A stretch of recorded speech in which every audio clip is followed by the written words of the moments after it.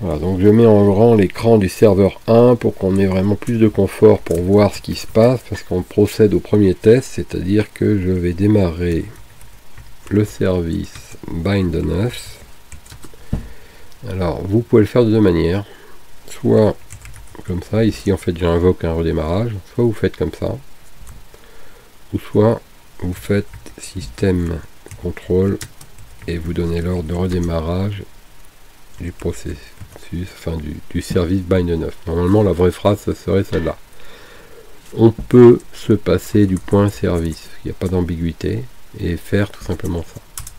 Si on fait ça et qu'on ne voit pas de message d'erreur, on peut se dire youpi, ça fonctionne, mais n'en croyons pas systématiquement ce qui pourrait passer comme un succès. On va donc lancer le journal de contrôle avec l'option "-xe qui permet de voir les derniers événements en premier. Et nous, ce qu'on vise en bas de l'écran, c'est de voir si la zone Pluton .local et la zone 30.172.in-ddr.arpa sont bien chargées. Donc en fait, on le voit ici. Chargé avec le numéro de série 37, chargé avec le numéro de série 54, respectivement pour la zone inverse et la zone Pluton. Il nous dit que toutes les zones sont chargées et que ça tourne. Donc il n'y a pas d'erreur dans notre fichier. Donc ça, c'est une bonne chose. Donc maintenant qu'on a vu ça, on peut même lancer le journal.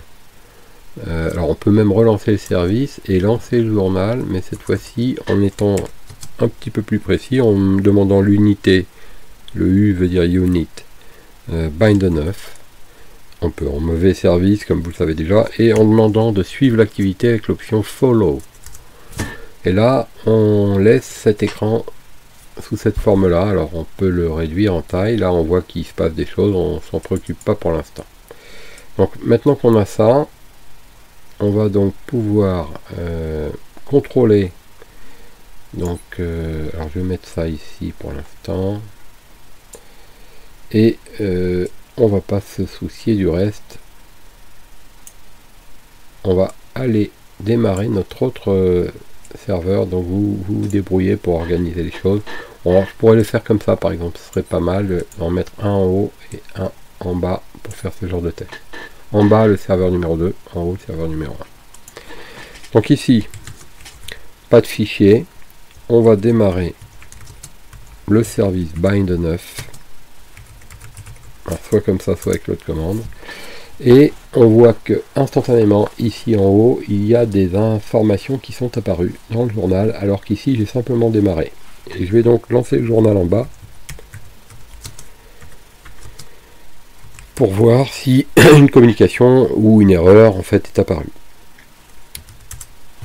Et alors qu'est-ce que je vois d'intéressant? Je vais me focaliser là-dessus. Je vois qu'en fait la zone inverse a été démarrée, le transfert de zone inverse a été démarré, et je vois qu'il a été terminé, et je vois que le transfert de la zone Pluton ici a été démarré, et qu'il a été terminé. Donc ça veut dire que la zone Pluton et la zone inverse sont donc arrivées sur le serveur secondaire. Je vais arrêter mon journal. Je vais faire ls. Je ne vois pas encore tout, mais je vois déjà mes fichiers. Donc vous pouvez voir Pluton-slave, river-slave qui ont été créés. Si vous ne les voyez pas, s'il est trop tôt, bah c'est facile de les voir. Vous faites rndc sync. Ça synchronise en fait les informations qui sont dans la mémoire vive et les informations dans les fichiers. Donc si les fichiers ne sont pas créés, il les recrée. Donc vous pouvez voir ici, ça permet de le vérifier. Donc on peut voir que on a bien nos deux fichiers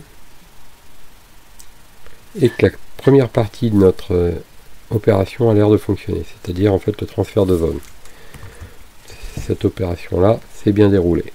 Ce serveur là a donné les informations à celui-ci. Pour vérifier, on va faire varier le numéro de série que j'ai dans ce fichier là pour voir si ici ce serveur là reçoit une notification et du coup s'il déclenche un transfert. Donc c'est facile à voir. Pour le faire, là encore, on va appuyer en fait sur les deux serveurs Donc je lance mon journal en bas, je ne fais plus rien, et en haut je vais modifier le fichier Pluton par exemple. Je vais changer le numéro de série, passer à 56,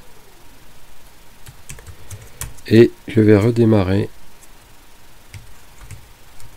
le serveur, donc restart le serveur bind 9, et en même temps je regarde en bas. Je me souviens que le numéro de série était 56. Donc je vois tout de suite que le transfert est opéré et je vois le numéro de série 56 ici qui a été accepté. Donc voilà, ça fonctionne parfaitement. Vous avez atteint, si vous êtes arrivé à la même étape, vous avez atteint ce qu'on appelle le transfert de zone. En clair, vous avez mis toutes les informations DNS de ce serveur là en double sur ce serveur là.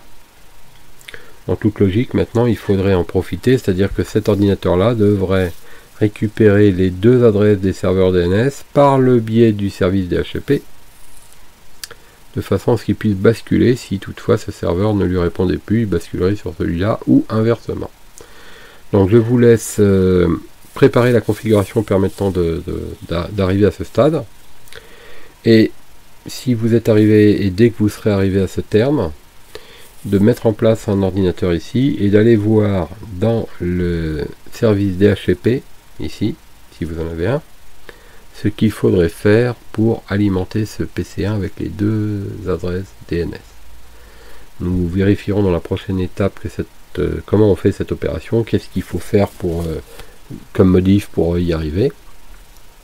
Et puis nous passerons à la troisième étape, en fait, qui est donc celle que j'avais expliquée comme étant la plus intéressante et vraiment la partie centrale de cette démonstration.